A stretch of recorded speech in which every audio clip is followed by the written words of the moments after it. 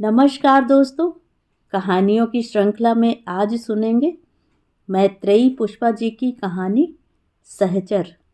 लेकिन उससे पहले मेरा आपसे विनम्र अनुरोध है कि अगर मेरे द्वारा सुनाई हुई कहानियाँ आपको अच्छी लगती हैं और अगर अभी तक आपने मेरा चैनल सब्सक्राइब नहीं किया है तो मेरे चैनल को सब्सक्राइब ज़रूर करें, लाइक करें और अपने दोस्तों और परिचितों में शेयर भी करें। बेल आइकन दबाना बिल्कुल भी ना भूलें। आज सुनिए सहचर। दद्दा पाँव को घसीटते हुए से घर में घुसे। अम्मा ताज्जुब पूर्वक देखने लगीं। ऐसे खुशी आनंदी के मौका पे तुम? क्या हो गया? कुछ नहीं। तो फिर? अम्मा ने कहते हुए खटिया बिछा दी। वो बंसिया। दद्दा आंखें मूंद कर कुछ सोचने लगे। अम्मा ने उन्हें कंधों से हिला डाला।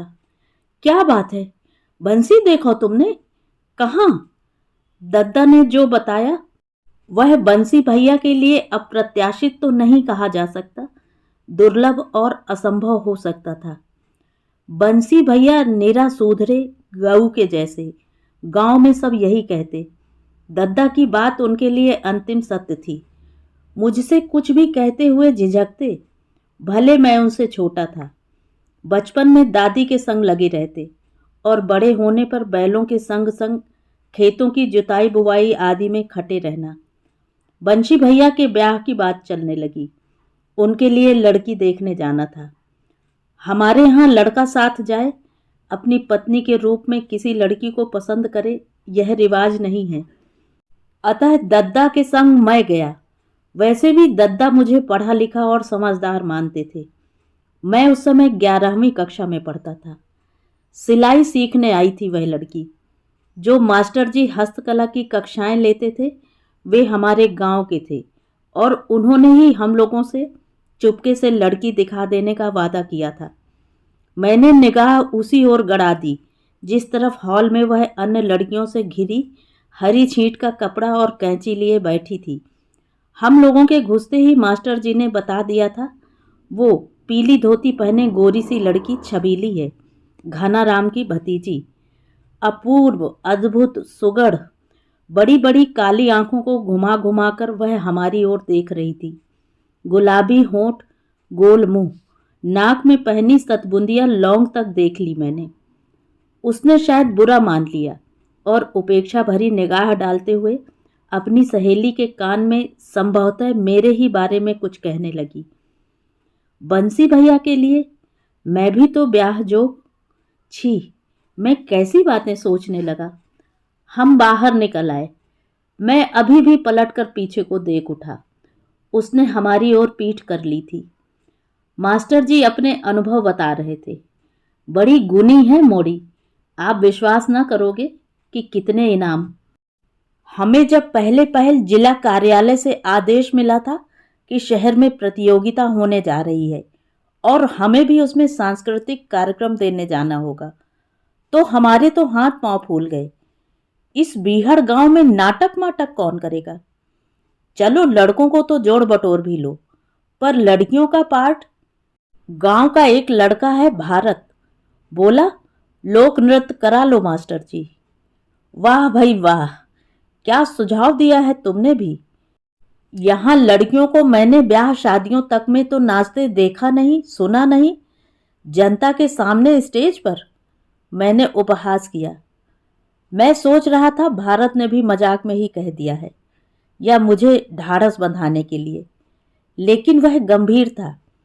विश्वासपूर्वक बोला, छबीली करेगी नाच, उसके चाचा भेज भी देंगे और वह जाएगी तो गांव की 4-6 मोड़ी भी तैयार हो जाएंगी। मैं अभी भी भरोसा नहीं कर पाया। विश्वास करने लायक बात ही नहीं थी। इन गांवों में नाच शब्द का अर्थ है तवायफों का नाच, बारात के संग आने वाली नचनियों का नाच या फिर आदिवासियों का राई नाच। भारत मेरी उलझन समझ गया तो उसने छबीली के बारे में बताना आरंभ किया। आप बैठ जाओ कक्का, और लखन तुम भी। मास्टर जी ने वहां बिछी खटिया की ओर संकेत किया। हम छोटे से कमरे में थे जो मास्टर जी का निवास था।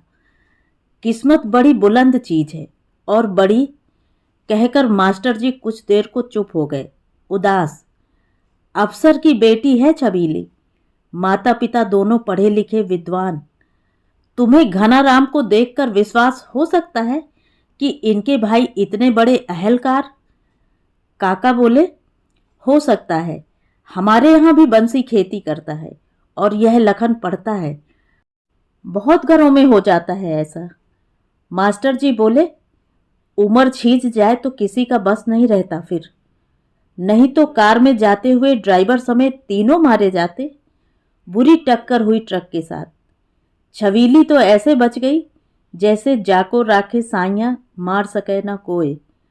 उस समय उम्र कोई 7-8 बरस रही होगी मोड़ी की। बिलखती थी माता पिता की याद में। और दूसरी बात यह है कि फूलन में पली मोड़ी इस गांव की खुरदरी धरती पर आन पड़ी। घनाराम ही ले आए भतीजी को। रोती बिसूरती किसी विधि शांत न होती। घना ने और उसकी घरवाली ने अपने बच्चा भुला दिए, उसे कलेजा से लगा लिया, माता पिता से ज़्यादा दुलार दिया। गांव में तो 5 तक स्कूल था, उसी में भेजते, किताबें जुटाते। वह कहती, मैं नाच सीखूंगी काका। घना काका विवश लाचार हुए बच्ची से कहते, बेटा यहाँ नाच का स्कूल नहीं चलता। वह घुंघरुओं को बांधकर नाचती अपने काका काकी को दिखाती।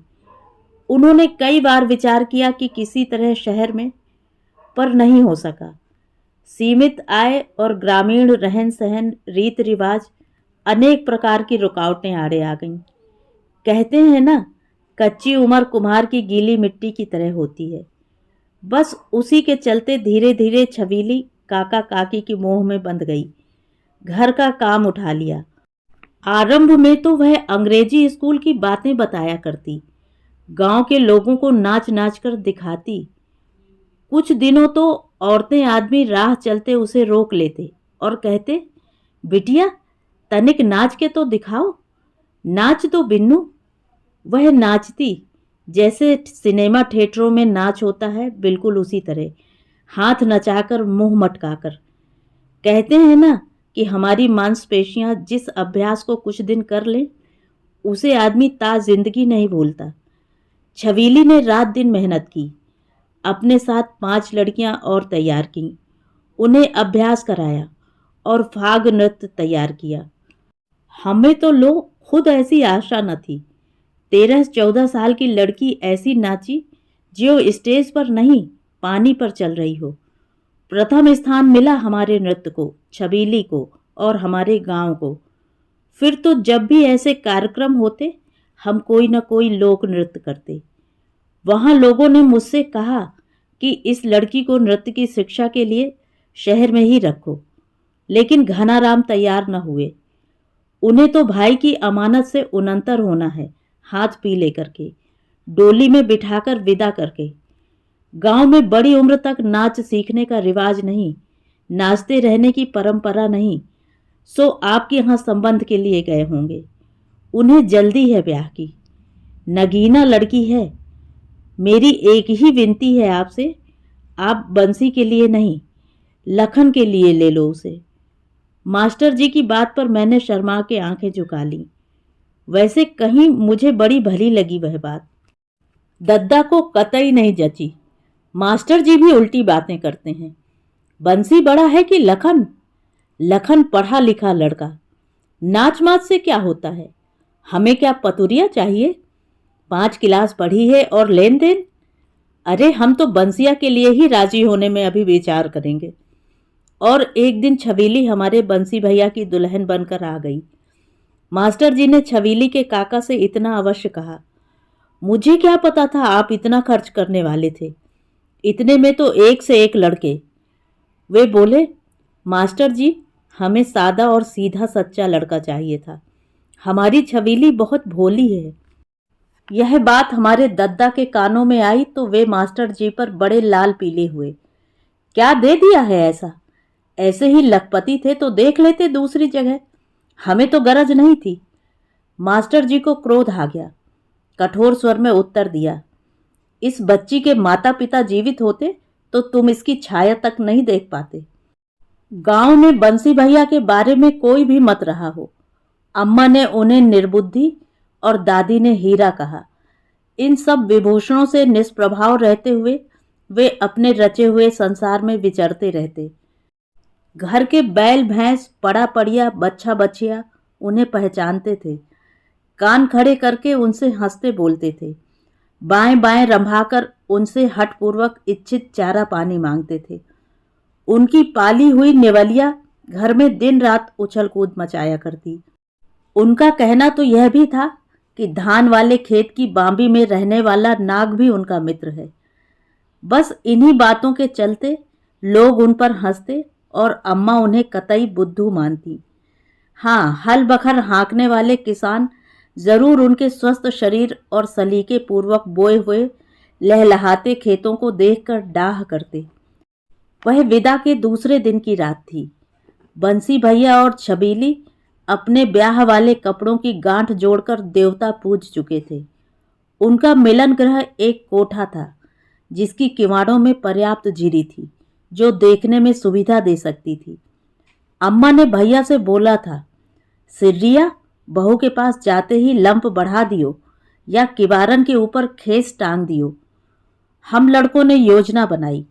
रात के समय कोठे की किवाड़ों पर कान लगाकर सुना जाए, झिर्रियों से देखा जाए बंसी भैया अपनी दुल्हन से क्या बातें, बैल भैंस की या नाग नेवला की। यह अच्छा ही हुआ कि अम्मा की दी हुई हिदायत वे कतई भूल गए और कुप्पी जली ही रही। हम लोगों ने झिर्रियों पर बारी बारी तो कभी सामूहिक रूप से ऐसे आंखें गड़ा दी ज्यों बाइस्कोप देख रहे हों। हम अंधेरे में और कोठे वाला दृश्य उजाले में। छबीली खटिया पर बैठी थी, नए कपड़ों में रंगीन रंगीन रेशमी रेशमी। बंसी भैया खड़े थे, मुंह बाए, आंखें फाड़े, ठगे ठगे से निश्चल। देर तक ऐसे ही रहे। हम बेचैन हो उठे। दृश्य परिवर्तन हो ही नहीं रहा। जैसे ही वे तनिक आगे को बढ़े, बाहर खड़े लड़कों की धुकधुकी तेज हुई। वे एक दूसरे पर चढ़ चढ़कर किवाड़ों पर पलटे पड़ रहे थे। धक्कम धक्क में दृश्य लाभ पूरी तरह हो नहीं रहा था। सहसा एकदम से बंसी भैया ने छबीली का हाथ पकड़ लिया, कुछ इस तरह जैसे बैल का मुंह थाम लेते हैं वे अक्सर। कोई नन्ही सी चीज हाथ की उंगली में डाली, ज्यों बैल को मुछीका लगा रहे हों। घूंघट में से सुरीली घंटियां बजीं। महीन स्वर ने कहा, अरे ये तो आरसी है, शीशेदार आरसी, सोने की, उंगरिया में नहीं, अंगूठा में। नरम गोरे हाथ ने आरसी उतारकर उनके सामने धर दी और अपना कोमल नाखूनी रचा गुलाबी अंगूठा आगे कर दिया। बाहर हम सबके मुख से निकला, बुद्धू। बंसी भैया ने झेप के कारण आंखें मीच ली, फिर कनखियों से देखते हुए कांपते हाथों से अंगूठे में आरसी चढ़ा दी। बहुत देर तक फिर दोनों उसी तरह बेहरकत। बाहर हम लोगों में फिर बेचैनी। बस उसी घड़ी चमत्कार की तरह छबीली ने अपना घूंघट ऊपर सरका दिया। कुप्पी की पीली रोशनी फीकी पड़ गई। गोरे चांद सा उजला मुख, सुंदर होंठ और बड़ी बड़ी आंखें। बाहर लड़के फिर धक्का मुक्की करने लगे। आगे वालों के कंधों पर पीछे वालों ने अपनी अपनी ठोड़ी टिका दी।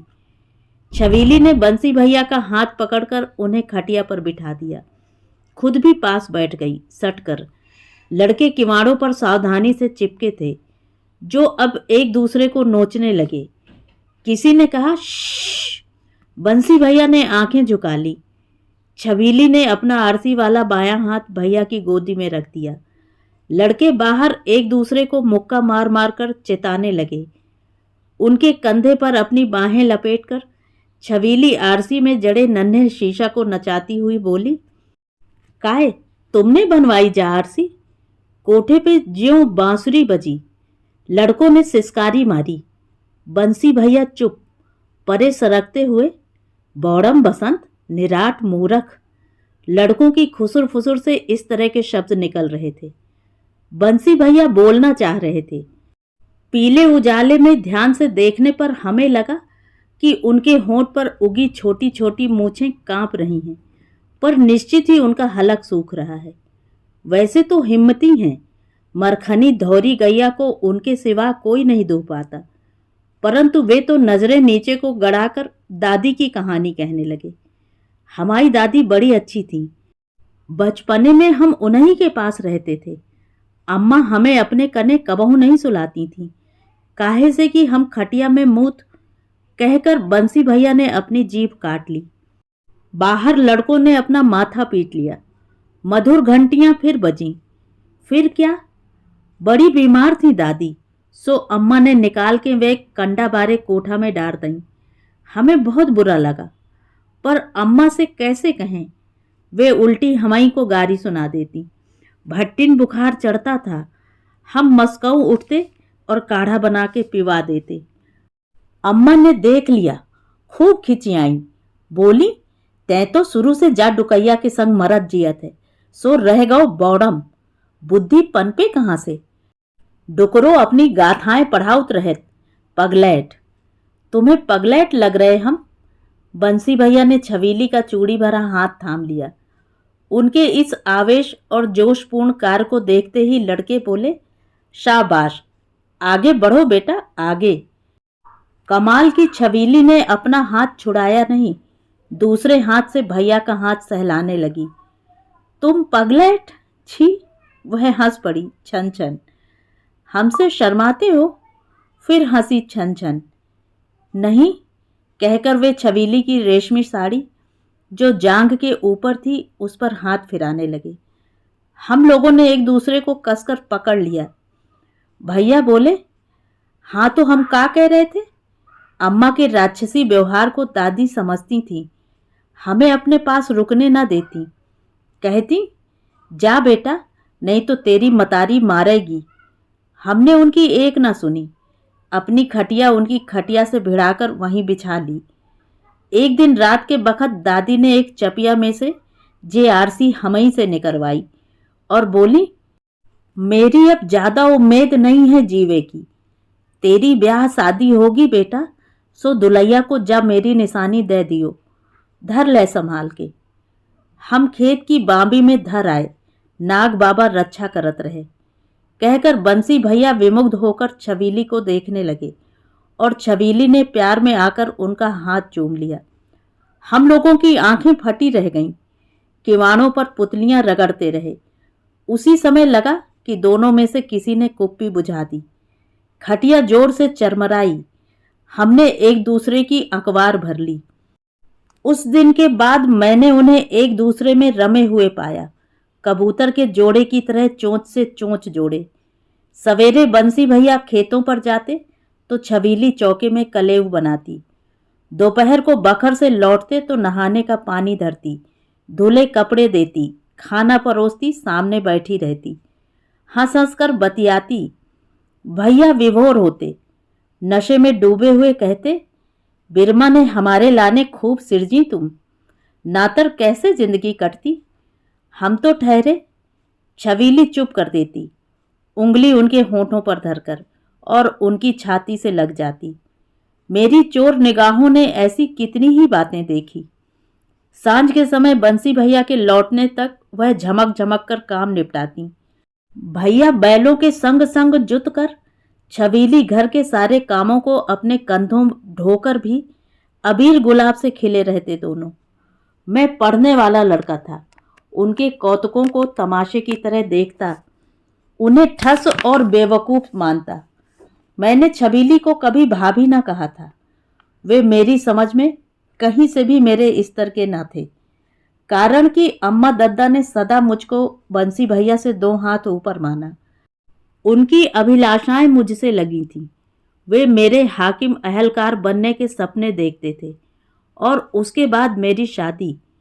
अम्मा के अपार अरमानों का एक सागर था जो मुझे देखते ही उनकी आंखों में लहरा उठता। मैं ऊपर वाली अटारी में पढ़ रहा था। बंसी भैया उद्विग्न और घबराए हुए आए और बोले, लखन, तेरी भाभी कहाँ है? मैं सब जगह देखाया, न चूल्हे के पास, न पनारे पर बर्तन मांजती हुई, न कुआं पर पानी भरती और न कंडा थापती दिखी। तैने कहूँ, मैंने किताब के ऊपर से सिर नहीं उठाया और बोल दिया, अम्मा से पूछ लो। अम्मा से पूछी थी लखन, वे बोली, जा सिर्री को देख लो। छिन भर के लाने लुगाई आंखन से ओझल का हो गई, परले समझ रहो। काय रे, तेरो ही ब्याह भव है निरालो। लखन, अम्मा ने डांट फटकार तो नहीं कर डाली वासे। इतने में दद्दा की आवाज आई। बंसी भैया चटपट सीढ़ियां उतर गए। नीचे पहुंचकर दद्दा ने उन्हें अपनी चिलम पकड़ा दी और उसमें तमाकू रखकर आग रख लाने को कहा। मैं भैया के पीछे पीछे नीचे आ गया। दद्दा से रुपए लेने थे किताब के लिए। वे कंडों वाले कोठे में घुसे तो घुसे ही रह गए। बड़ी देर तक नहीं आए। दद्दा द्वार से उठकर घर में दोबारा आए। भैया को आवाज देने लगे और अचानक उनका स्वर कर्कश होता गया। अंत में चीख कर बोले, बंसिया, ओ बंसी, निकल के आते। भैया घबरा कर आंगन में आ गए। दद्दा ने उन्हें पकड़कर कमर में लात दी। सारे लुगाई के गुलाम, दिन देखे न रात। अम्मा ऊपर से उतरकर आंगन में आ गईं। भोर की पौड़ रही हैं महारानी। काम धंधे के लाने हम लगे तो हैं इनके चाकर। ऐसी ही हती तो लखपति चाचा भेज दे तो दासी बांधी। बंसी भैया देखते रह गए। दद्दा ने उनके हाथ में से चिलम छीन ली। फिर भी वे चूल्हे में कंडे सुलगाने लगे। अम्मा ने फुफकार मारी, तेरी मतारी लगत है ना वो, सो कर चाकरी। काढ़ो बना बना के पिबा, कहूं नहीं चढ़ी तिजारी। सब मक्कड़बाजी है, हम क्या जानते नहीं है तिरिया चरित्र। बंसी भैया के आंखों से आंसू बह रहे थे, धुआं के कारण या सुबह सुबह वे ऊपर अटारी में मेरे पास आए। उनकी आंखें सूजी हुई और लाल थीं। बोले, लखन, छबीली का बुखार ही नहीं उतरता, पांव का घाव पुराता ही नहीं, भट्टी की तरह तप रही है, ना मालूम क्या क्या तो अंट बंट बोल रही है, तलफ रही है लखन, मछली की तरह, पेट में अन्न का रेसा नहीं। आज 3 दिन हो गए। भैया की कांपती हुई आवाज मेरे भीतर तक उतरती चली गई। मैंने छबीली से कभी ज्यादा वास्ता नहीं रखा। नौकरानी से बड़ा दर्जा उसे घर में मिला नहीं, पर वह मेरे लिए अटारी में खाना लाते समय, धुले कपड़ों को तहाते वक्त, अटारी में मेरी किताबें करीने से लगाने के क्षणों में जानलेवा मुस्कुराहट फेंकती और मैं आंखें तिरछी करके विमुख हुआ बैठा रहता या बाहर निकल जाता। मैं अम्मा के पास लपकते कदमों से पहुंचा और तैश में आकर बोला, तुमने भाभी को देखा है कहाँ पड़ी हैं? उनकी हालत। दद्दा ने बैलगाड़ी तैयार की।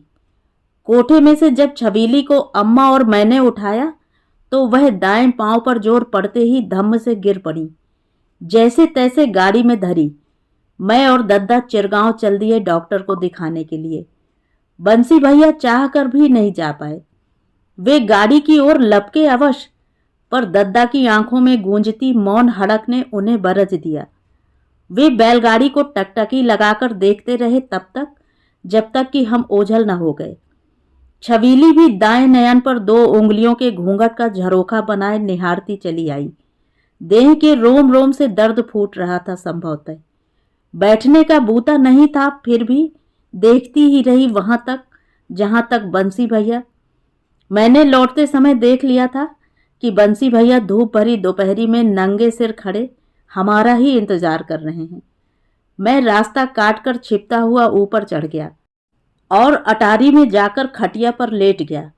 प्यास बहुत लगी थी, लेकिन पानी पीने नीचे जाऊं तो बंसी, दद्दा से कितना कहा था कि छबीली को घर लौटा ले चलो या झांसी अस्पताल में दाखिल कर दो, लेकिन वे मेरी बात नहीं माने। डॉक्टर की बातें, इस लड़की को बुखार तो घाव के कारण चढ़ता है। यह घाव साधारण नहीं, गैंग्रीन लगती है। हाँ, 99% गैंग्रीन। पांव काटना पड़ेगा इसका, नहीं तो जान। पांव? मैं तो कांप गया। दद्दा की त्योरियां चढ़ गईं। डॉक्टर की दुकान के बाहर आकर बोले, कोई कोई जन्मता ही मनहूस होके हैं, बहु दुर्भाग्नी है। मताई बाप की कैसी अनहोनी मौत भई। अब लो अपने जन्म में जो महादशा, हमारे बस की तो लो कछु है नहीं। बहू को मायके भेज आते हैं, इसके चाचा जाने और जा बहू। पाँव कटे कह रहे, हमें क्या करने हैं। मैं तिलमिला गया। क्या कह रहे हैं दद्दा? बंसी भैया पूछेंगे तो क्या जवाब देंगे हम उन्हें? दद्दा ने मेरे कहे पर गौर नहीं किया, बल्कि क्रोध के कारण मुझे गाड़ी में से उतार दिया और 5 का नोट मेरी ओर फेंक कर बोले, जाओ घर लौट जाओ तुम। हम बड़न को अपनी बाल बुद्धि से भिरमाना चाह रहे हो? आगे दुनिया देखोगे तब आएगी तुम्हारी समझ में हर बात। मन नहीं माना, मैं नीचे पहुंचा। बंसी भैया कटे वृक्ष की तरह उसी टाट पर कंडा वाले कोठा में पड़े थे जिसके ऊपर से छबीली। अम्मा बोली, बिना अन्न पानी के ऐसे ही मुंह सुखाए निर्जीव की तरह डरो है मूर्ख। हमने कै बेर जगाओ, आंखें नहीं खोलत। जाने नास परे ने किन बैलन की घंटियां सुन लईं, सो घाम में ठाड़ो रहो दिन भर। मुझे आया जानकर उन्होंने आंखें खोली। सचमुच में बंसी भैया की मौन भाषा से डर गया। क्या उत्तर दूं? लखन, छबीली कहाँ है? वे उठकर बैठ गए। मैं भीतर ही भीतर थरथरा गया। अम्मा की प्रश्नवाचक निगाह अलग लगी थी। मैंने कलेजा कसते हुए वह सब बता दिया जो डॉक्टर ने। गैंग्रीन है बंसी भैया। पाँव पाँव पाँव क्या लखन? पाँव क्या? गैंग्रीन क्या? वे मेरे कंधे पकड़कर झचकोरने लगे। अम्मा की आंखें फैल गईं। लाज लिहाज छोड़कर बंसी भैया अपनी औरत के बारे में। अम्मा को कहाँ बर्दाश्त होता। अब पाँव कटने के सिवा कोई इलाज नहीं। दद्दा छबीली को उसके मायके। मैं एक सांस में बोल गया। सुनकर बंसी भैया मुझे छोड़कर ऐसे हटे जैसे मुझे छूने से वे डर रहे हों। बुत की तरह बैठ गए। बड़ी देर तक पलकें झपकना तक भूले रहे। अम्मा उन्हें हिलाने लगी। मोड़ा, ते होश में नहीं का? अरे चेतंत रह, जो होना होगा हो जाएगा। मुझसे न देखा जाता था। मैं ऊपर आ गया। बंसी भैया पीछे ही पीछे चले आए। गहरी गहरी सांसें भरते हुए कहने लगे, लखन अब कोठे में से छबीली की चीखें आ रही हैं ना? पाँव कट रहा है उसका। लखन, कुएं पर भीते में पनारे में से छबीली की चीख, गैंग्रीन गैंग्रीन गैंग्रीन कड़ी चली आ रही है लखन। अब हम कहाँ जावें? मुझे लगा वे पागल हो गए। अकारण ही हंसते हैं फिर रोने लगते हैं। कई दिन तक इसी तरह दद्दा ने उन्हें कोठे में बंद रखा। वे उठकर बैठ जाते और कानों में उंगली देकर न जाने क्या बेअर्थ बोलते। अम्मा रोटी लिए बैठी रहती, वे न खाते। अम्मा, दादी की दर्द भरी आवाज, सुनो तुम, अपने कानों सुनो। वे यकाएक बोल पड़ते। यह सिलसिला विराम पर न आता। दद्दा चिंतित हो उठे। खेती पानी मिट्टी हुई जा रही थी। बैल भैंस बंसी भैया की हुड़क करते, चारा न खाते। करुण आवाज निकाल निकाल कर घर की ओर देखते हुए रंभाते।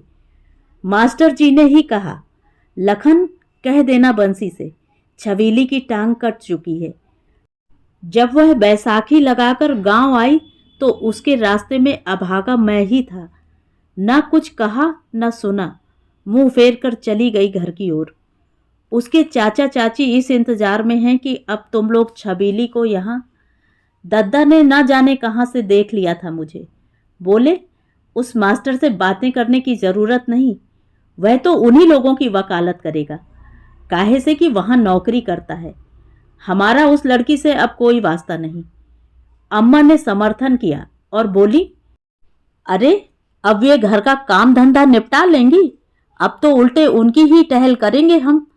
सो क्या करने हैं?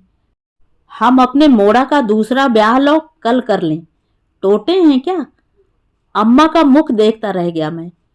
मास्टर जी ने बंसी भैया से अकेले में मिलने की कोशिश की और मिले भी। बताया कि छबीली तुम्हारा इंतजार, पर भैया तो गूंगे बहरे की तरह बैठे रहे।